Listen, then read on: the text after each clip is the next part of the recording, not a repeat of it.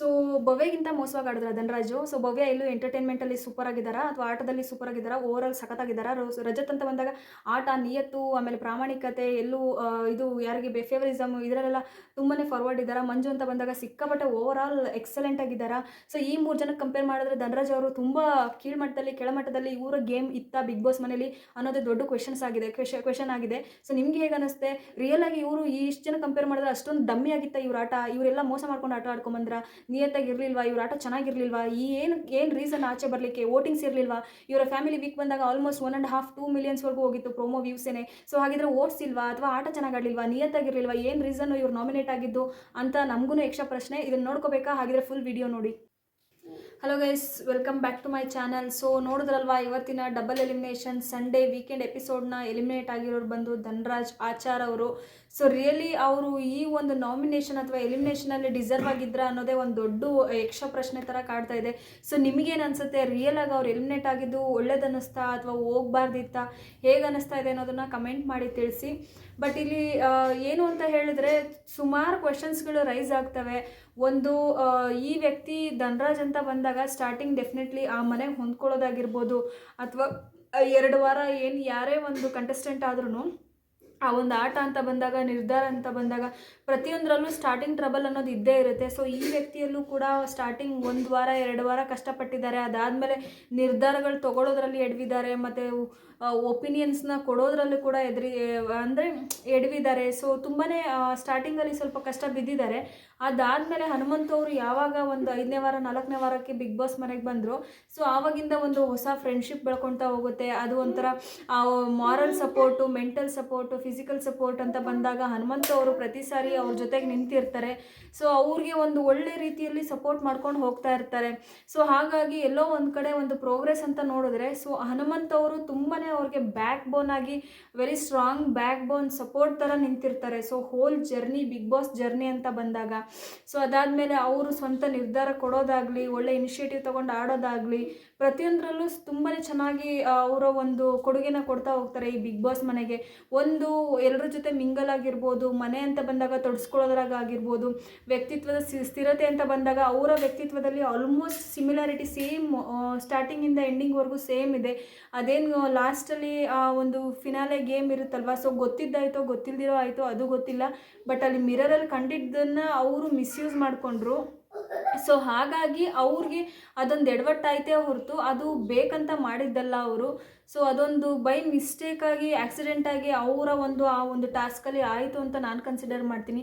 ಅದೊಂದು ಗೇಮ್ನ ಆಚೆ ಇಟ್ಟು ನೋಡಿದ್ರೆ ಈ ವ್ಯಕ್ತಿ ತಮ್ಮ ವ್ಯಕ್ತಿತ್ವವನ್ನು ಎಲ್ಲೂ ಕೂಡ ಕಳ್ಕೊಳ್ಳಿಲ್ಲ. ಅಷ್ಟೊಂದು ಚೆನ್ನಾಗಿ, ಅಷ್ಟೊಂದು ಸ್ಥಿರವಾಗಿ, ಅಷ್ಟೊಂದು ನಿಯತ್ತಾಗಿ, ಎಲ್ಲೂ ಮೋಸ ಮಾಡದೆ ತುಂಬಾ ಚೆನ್ನಾಗಿ ಆಟ ಆಡ್ಕೊಂಬಂದರು. ಸೊ ನೆಕ್ಸ್ಟ್ ಗೇಮ್ ಅಂತ ಬಂದಾಗ ಸಖತ್ತಾಗಿ ಆಡಿದ್ರು. ಅದಾದಮೇಲೆ ಕಿಚ್ಚನ ಜೊತೆ ಚಪ್ಪಾಳೆನ ಕೂಡ ತಗೊಂಡ್ರು, ಕಿಚ್ಚನ ಚಪ್ಪಾಳೆ ತಗೊಂಡ್ರು. ಅದಾದಮೇಲೆ ಉತ್ತಮ ಸ್ಪರ್ಧಿ, ಉತ್ತಮ ಕೂಡ ತಗೊಳ್ತಾರೆ. ಸೊ ಉತ್ತಮ ಅಂದರೆ ಚೆನ್ನಾಗಿ ಆಡಿದ್ದಾರೆ ಆ ವಾರ ಪೂರ್ತಿ ಅನ್ನೋದನ್ನು ತಗೊಳ್ತಾರೆ. ಸೊ ಏನು ರಜತ್ ಜೊತೆ ಆ ಒಂದು ಕಂಪ್ಲೀಟ್ ಜಿದ್ದಿ ಜಗಳ ಆಗುತ್ತಲ್ವ, ಅದು ತುಂಬಾ ಹೀಟ್ ಮೂಮೆಂಟ್ಗೆ ಹೋಗುತ್ತೆ. ಏಕಾಏಕಿ ಇಬ್ಬರು ಹೊಡೆದಾಡೋ ಲೆವೆಲ್ಗೂ ಆ ಜಗಳ ಹೋಗುತ್ತೆ. ಅದಾದಮೇಲೆ ಆ ಒಂದು ಟ್ರಾನ್ಸಿಷನ್ ಇದೆ ಅಲ್ವಾ, ಸೊ ಧನರಾಜ್ ಅವರ ಲೈಫಲ್ಲಿ ಅದು ತುಂಬಾ ಚೆನ್ನಾಗಿತ್ತು. ಆ ವೀಕೆಂಡ್ ಎಪಿಸೋಡಲ್ಲಿ ಅವರು ಸಾರಿ ಕೇಳೋದಾಗಿರ್ಬೋದು, ಇಬ್ಬರು ಕೂಡ ಒಂದಾಗೋದು, ಒಬ್ರಿಗೊಬ್ರಿಗೆ ಸಾರಿ ಕೇಳ್ಕೊಂಡು ಇನ್ನು ಮುಂದೆ ಬ್ರದರ್ ಥರ ಇರ್ತೀನಿ ಅವ್ರು ಹಾಗೆ ಕೂಡ ಇದ್ಕೊಂಡು ಬಂದರು. ಎಲ್ಲೂ ಕೂಡ ತಿರ್ಗಾ ಮತ್ತೆ ಅದೇ ರೀತಿ ಆ್ಯಟಿಟ್ಯೂಡ್ ಆಗಿರ್ಬೋದು, ಅದೇ ಥರ ಜಗಳ ಆಗಿರ್ಬೋದು. ಸೊ ಎಲ್ಲೂ ಅವರು ಯಾರ ಮುಂದೆನೂ ಆ ಥರ ತೋರಿಸ್ಲಿಕ್ಕೆ ಹೋಗಲಿಲ್ಲ. ಸೊ ಅವ್ರದ್ದೇ ಆದ ವ್ಯಕ್ತಿತ್ವ ಏನಿತ್ತಲ್ವ ಹಿಂದೆ ಹೇಗಿತ್ತಲ್ವ, ಸೊ ಇಲ್ಲಿ ಏನಂದರೆ ಆ ಜಗಳಕ್ಕಿಂತ ಮುಂಚೆ ಕೆಲವೊಂದು ವ್ಯಕ್ತಿಗಳಿಂದ ಅವ್ರು ಕೇಳಿಸ್ಕೊಳ್ತಾರೆ, ಯಾಕೆ ಸುಮ್ಮನೆ ಇದ್ದೀರಾ, ಮಾತಾಡ್ಬೋದಲ್ವ, ಮಾತಾಡಿ ಅಂತ ಹೇಳಿ ಅವ್ರನ್ನ ಕೆಣಕ್ದಂಗಿತ್ತು ಅದು.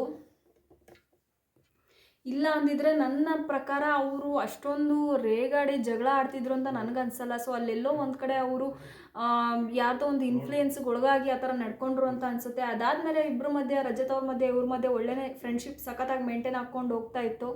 ಸೊ ಅದಾದಮೇಲೆ ಈ ಒಂದು ಏನು ಟಿಕೆಟ್ ಫಿನಾಲೆ ಬಂತು, ಸೊ ಆಟಗಳು ಓಕೆ ಅಪ್ ಆ್ಯಂಡ್ ಡೌನ್ಸ್ ಥರ ಇತ್ತು. ಇಲ್ಲಿ ಓವರ್ ಆಲ್ ಅಂತ ನೋಡೋಕೆ ಹೋದಾಗ ವ್ಯಕ್ತಿತ್ವದ ಜೊತೆ, ಆಟದ ಜೊತೆ, ಎಂಟರ್ಟೈನ್ಮೆಂಟ್ ಅಂತ ನೋಡಿದ್ರೆ ಎಂಟರ್ಟೈನ್ಮೆಂಟಲ್ಲೂ ಸೂಪರ್ ಆಗಿದ್ದರು ಅವರು. ಎಲ್ಲ ಕಡೆ ನೋಡಿದ್ರೆ ಆಲ್ಮೋಸ್ಟ್ ಮನೇಲಿ ಇರೋರಿಗಿಂತ ಎಲ್ಲರಿಗಿಂತ ಚೆನ್ನಾಗಿ ಎಂಟರ್ಟೈನ್ಮೆಂಟ್ ಮಾಡ್ಕೊಂಡಿದ್ರು, ನಗಿಸ್ತಾ ಇದ್ರು, ಸೊ ಕಾಮಿಡಿ ಮಾಡ್ತಾಯಿದ್ರು. ಪ್ರತಿಯೊಂದರಲ್ಲೂ ಮನೆಯವ್ರ ಜೊತೆ ಬೆರೆಯೋದಾಗಿರ್ಬೋದು, ಎಲ್ಲದರಲ್ಲೂ ಒಂಥರ ಓವರ್ ಆಲ್ ಕಾಂಟ್ರಿಬ್ಯೂಷನ್ಸ್ ಇತ್ತು. ಇಲ್ಲಿ ಭವ್ಯ ಅವ್ರಿಗೆ ಕಂಪೇರ್ ಮಾಡಿದ್ರೆ ಸೊ ಅವ್ರು ಇಲ್ಲ ಆಡಿದ್ದಾರೆ, ಆಡಿಲ್ಲ ಅಂತ ನಾನು ಹೇಳ್ತಾ ಇಲ್ಲ. ಸೊ ಇಲ್ಲಿ ನೋಡಿದ್ರೆ ಭವ್ಯ ಅವರು ಡೇ ಒನ್ನಿಂದ ತುಂಬ ಚೆನ್ನಾಗಿ ಆಡ್ಕೊಂಬಂದಿದ್ದಾರೆ. 3-4 ವಾರ ಕಂಪ್ಲೀಟಾಗಿ ಮೋಸದಾಟ, ತಪ್ಪಾಟ, ಸುಳ್ಳಾಟ, ಅವರ ವ್ಯಕ್ತಿತ್ವದಲ್ಲಿ ತುಂಬ ಚೇಂಜಸ್ಸು, ಬದಲಾವಣೆ ಬರೀ ಇದೇ ಕಾಣಿಸ್ತಾ ಇದೆ, ಆಯಿತಾ. ಸೊ ಈ ವ್ಯಕ್ತಿ ಕಂಪೇರ್ ಮಾಡಿದ್ರೆ, ಸೊ ಎಲ್ಲೋ ಒಂದು ಕಡೆ ಅವರು ಕೂಡ ಅಷ್ಟೊಂದು ರೈಟ್ ಕಂಪ್ಯಾರಿಸನ್ ಅಂತ ಅನಿಸಲ್ಲ. ಸೊ ಇವರು ಯಾಕೆ ಉಳ್ಕೊಳ್ಳಿಲ್ಲ ಅನ್ನೋ ಕ್ವೆಶನ್ಸ್ ಬರುತ್ತೆ. ಧನರಾಜ್ ಅವರು ಚೆನ್ನಾಗಿ ಆಡಿದ್ರಲ್ಲ ಭವ್ಯಂಗೆ ಕಂಪೇರ್ ಮಾಡಿದ್ರೆ ಅಂತ. ನೆಕ್ಸ್ಟು ರಜತ್ ಅವ್ರು ಕಂಪೇರ್ ಮಾಡಿದರೆ ರಜತ್ ಅವ್ರು ಆಟ ಆಡಿದ್ದಾರೆ. ಸೊ ಲಾಸ್ಟ್ 1 ವಾರದಲ್ಲಿ ಅವ್ರ ಕ್ಯಾಪ್ಟನ್ಸಿ ನೋಡಿದ್ರೆ ಹಾಗೆ ಹೀಗೆ ಇದೆ. ಬಟ್ ಇಬ್ರದ್ದು ಆಲ್ಮೋಸ್ಟ್ ರಜತ್ ಒಂದು ಸ್ವಲ್ಪ ಚೆನ್ನಾಗಿ ಆಡಿರ್ಬೋದು, ಒಂದು ನಿರ್ಧಾರ ಗೇಮ್ ಅಂತ ಬಂದಾಗ ಇವ್ರಿಗಿಂತ ಚೆನ್ನಾಗಿ ಆಡಿದ್ದಾರೆ. ಬಟ್ ಎಲ್ಲೋ ಒಂದು ಕಡೆ ಭವ್ಯಗೌಡ ಕಂಪೇರ್ ಮಾಡಿದ್ರೆ ಅಥವಾ ಮಂಜು ಅವ್ರು ಕಂಪೇರ್ ಮಾಡಿದ್ರೆ ಅಥವಾ ಇವರು ಗೌತಮಿ ಹೇಗಿದ್ರು ಹೋಗಿದ್ದಾರೆ ಬಿಡಿ ನಿನ್ನೆ. ಸೊ ಇಲ್ಲಿ ರಜತ್ ಮತ್ತು ಮಂಜು ಮತ್ತು ಭವ್ಯ ಕಂಪೇರ್ ಮಾಡಿದ್ರೆ ಉಳ್ಕೋಬಹುದಾಗಿತ್ತಾ, ಫಿನಾಲೆಗೆ ಹೋಗ್ಬೋದಾಗಿತ್ತಾ ಈ ವ್ಯಕ್ತಿ, ಫಿನಾಲೆ ವಾರಕ್ಕೆ ನಿಜವಾಗ್ಲೂ ಯೋಗ್ಯತೆ ಇರಲಿಲ್ವಾ ಅನ್ನೋದು ತುಂಬಾ ಒಂಥರ ಡೌಟ್ಫುಲ್ ಕ್ವೆಶನ್ಸ್ ಥರ ಇದೆ. ನನಗಂತೂ ಸಿಕ್ಕಾಪಟ್ಟೆ ಶಾಕಿಂಗ್ ಆಗಿದೆ. ಇರಬೇಕಿತ್ತು, ಇನ್ನೂ ಒಂದು ವಾರ ಇರೋಕ್ಕೆ ಅರ್ಹತೆ ಇದೆ ಅಂತ ಅನಿಸುತ್ತೆ.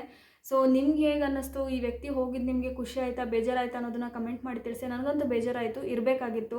ಸೊ ಯಾವುದೋ ಒಂದು ಯೂಟ್ಯೂಬಿಂದ ಬಂದಂತಹ ವ್ಯಕ್ತಿ ಇಷ್ಟೊಂದು ವೇದಿಕೆಯಲ್ಲಿ ಇಷ್ಟೊಂದು ನಿಯತ್ತಾಗಿ ಇಷ್ಟೊಂದು ಮಾನವೀಯತೆಯಿಂದ ಎಂಟರ್ಟೈನ್ಮೆಂಟ್ ಮಾಡಿಕೊಂಡು ಎಲ್ಲೂ ಯಾರಿಗೂ ಮೋಸ ಮಾಡದೆ ಇಷ್ಟು ದೂರ ಬಂದಿದ್ದೆ ಒಂದು ಗ್ರೇಟ್ ಅಚೀವ್ಮೆಂಟ್ ಥರ ಇದೆ. ಸೊ ನಿಮ್ಗೆ ಹೇಗೆ ಅನ್ನಿಸ್ತು ಅನ್ನೋದನ್ನು ಕಮೆಂಟ್ ಮಾಡಿ ತಿಳಿಸಿ. ಹಾಗೆ ಈ ವಿಡಿಯೋ ನಿಮಗೆ ಇಷ್ಟ ಆಗಿದ್ರೆ ಲೈಕ್ ಮಾಡಿ, ಶೇರ್ ಮಾಡಿ, ಸಬ್ಸ್ಕ್ರೈಬ್ ಮಾಡಿ. ಸೊ ಎಲ್ರಿಗೂ ಥ್ಯಾಂಕ್ ಯು.